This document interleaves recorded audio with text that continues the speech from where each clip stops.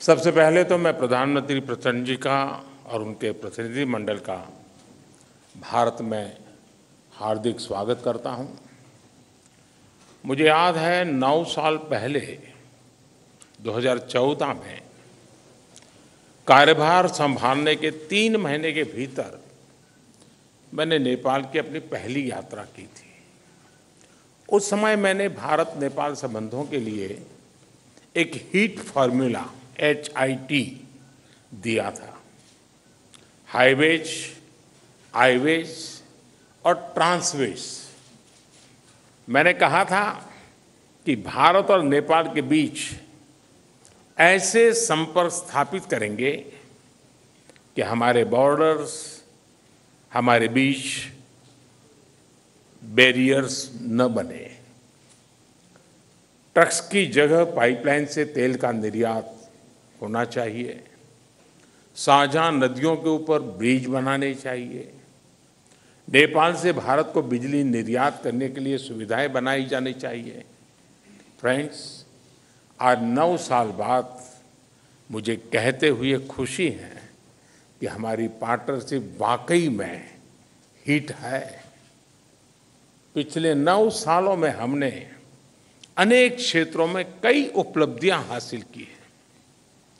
बीरगंज में नेपाल की पहली ICP बनाई गई। भारत नेपाल के बीच हमारे क्षेत्र की पहली क्रॉस बॉर्डर पेट्रोलियम पाइपलाइन बनाई गई। हमारे बीच पहली ब्रॉडगेज रेल लाइन स्थापित की गई। सीमा पर नई ट्रांसमिशन लाइंस का निर्माण किया गया है। अब हम नेपाल से 450 मेगावाट से अधिक बिजली आयात कर रहे हैं। अगर हम 9 साल की उपलब्धियों का वर्णन करने लगेंगे तो पूरा दिन निकल जाएगा। फ्रेंड्स, आज मैंने और प्रधानमंत्री प्रचंड जी ने भविष्य में अपनी पार्टनरशिप को सुपर हिट बनाने के लिए बहुत से महत्वपूर्ण निर्णय लिए हैं।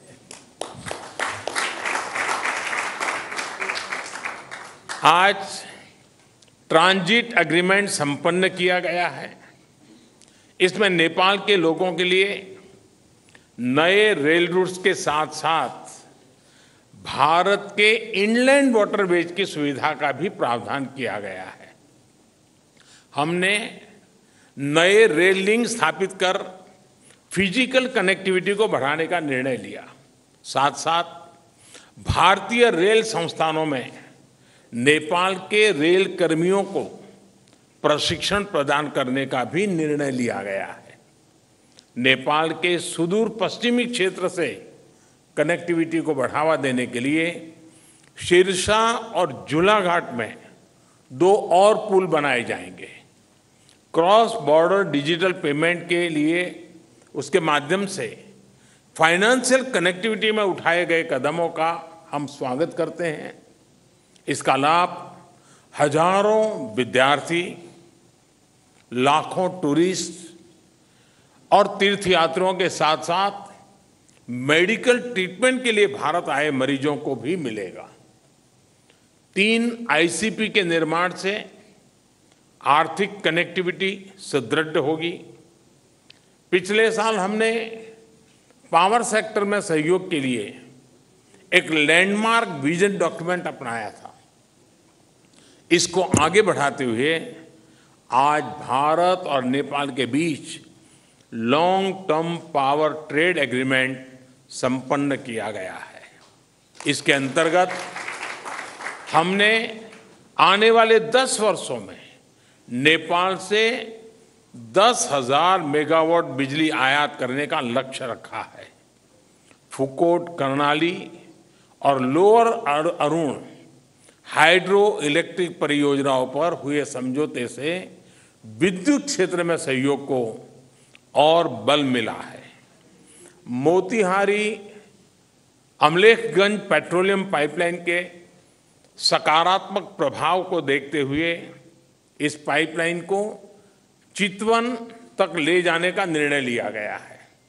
इसके अलावा सिलीगुड़ी से पूर्वी नेपाल में झापा तक एक और नई पाइपलाइन भी बनाई जाएगी। साथ साथ चितवन और झापा में नए स्टोरेज टर्मिनल भी लगाए जाएंगे।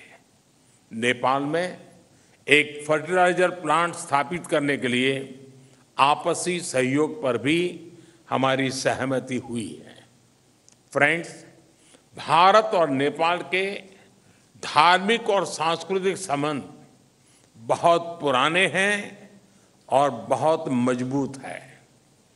इस सुंदर कड़ी को और मजबूती देने के लिए प्रधानमंत्री प्रचंड जी और मैंने निश्चय किया है कि रामायण सर्किट से संबंधित परियोजनाओं में तेजी लाई जानी चाहिए।